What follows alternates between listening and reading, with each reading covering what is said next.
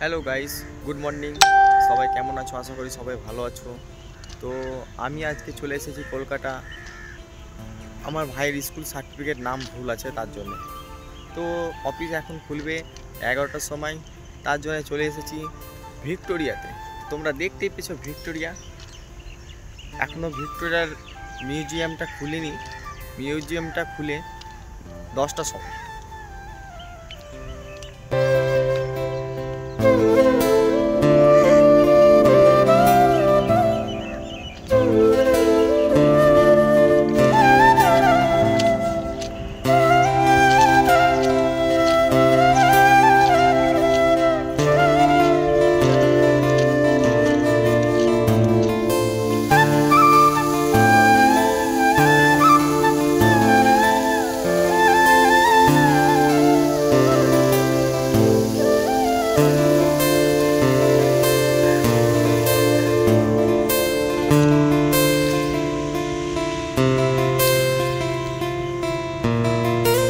Hello guys, তো সোমনাথ মণ্ডল channel থেকে যারা যারা দেখছেন তারা অবশ্যই লাইক কমেন্ট সাবস্ক্রাইব করতে ভুলবেন না।